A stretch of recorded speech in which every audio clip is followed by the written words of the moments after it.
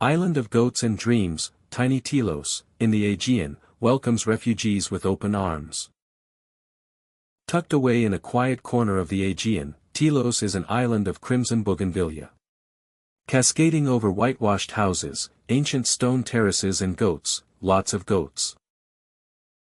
For years its main claim to fame was a cave in which the remains of pygmy elephants, the last to roam Europe, until around 4,000 years ago, were discovered by paleontologists. But Tilos has now earned a new distinction as a place that has actively welcomed refugees fleeing the war in Syria. Islanders say their decision to embrace a dozen refugee families, around 70 people in total, offers an example to the rest of Greece, where more than 60,000 refugees from Syria, Iraq, Afghanistan and other countries languish in limbo in camps, waiting to be granted asylum and allowed to settle in other EU countries. We think that the arrangement we have here could be a model that could be exported to the rest of Greece and the whole of Europe. Maria Kama, the mayor, said in her office in Megalohorio, the tiny capital of Tilos, a village that clings to the slopes of a craggy mountain beneath a ruined castle. If a little island like ours can support 12 families, then others can do the same. In proportion to their population, bigger communities can take larger numbers.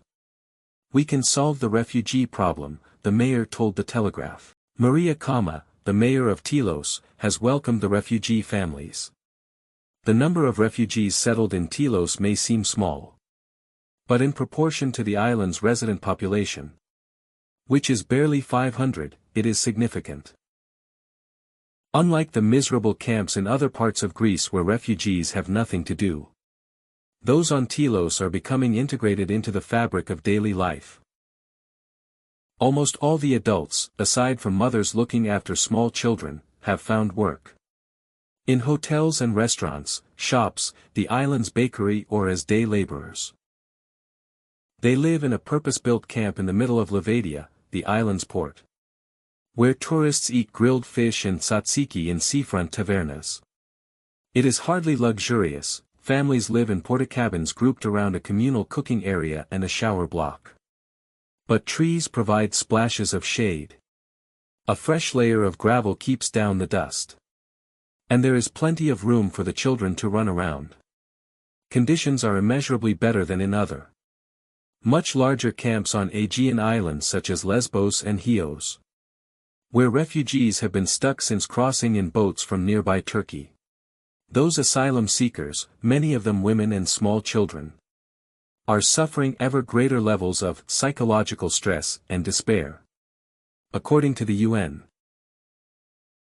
On Tilos, in contrast, the children go to Greek and English lessons, and will start attending schools on the island in September. I like the lessons, and playing outside, and having my friends around, said Noor, an outgoing 8-year-old Syrian girl, speaking in confident Greek rather than her native Arabic. Leading a toddler by the hand in the shade of a eucalyptus tree. Mohsen Barak, 42, from the city of Al-Hasaka in northeastern Syria, has been on Tilos for 7 months. It is so much better than where we were before. We were on roads, in a refugee camp inside an old slaughter yard. It was bad, really bad. We spent nearly a year there, he said. Eleni Kimina, 35, teaches the children Greek several times a week. The kids really want to learn, they want to play music. All the things they didn't have a chance to do in the past, the teacher said. The camp was established about a year ago by Solidarity Now, a Greek NGO, with help from UNHCR, the UN's refugee agency.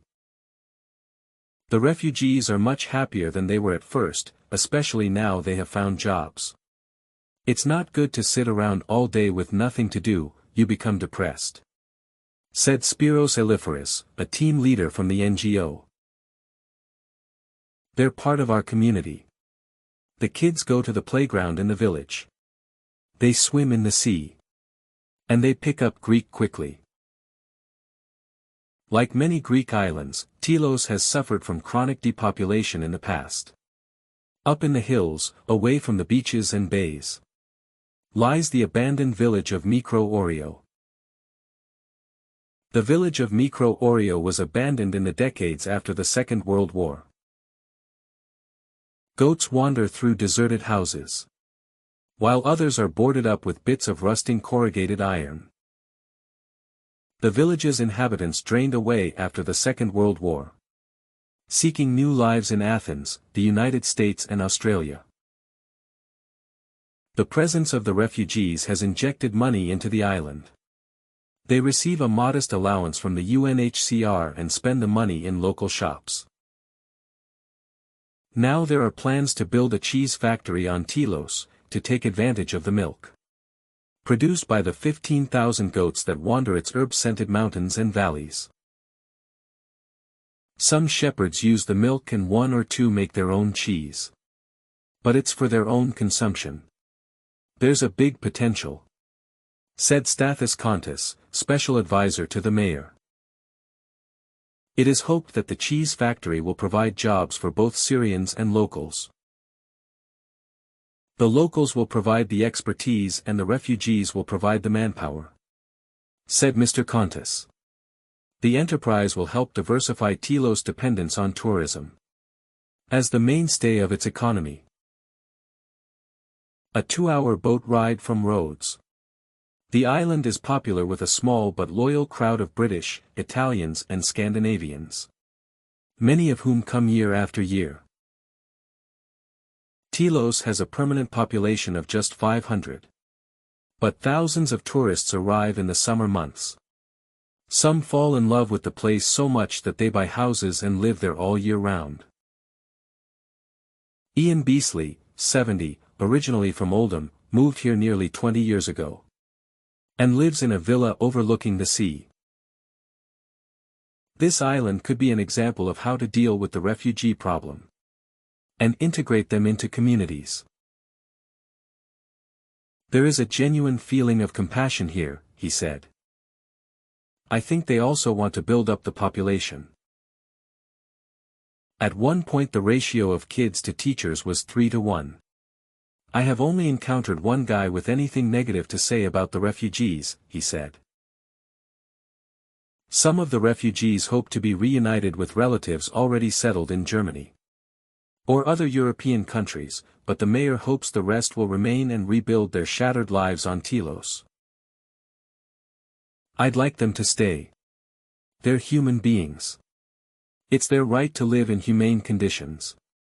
Tilos is a place where we can support their dreams of a peaceful life, she said.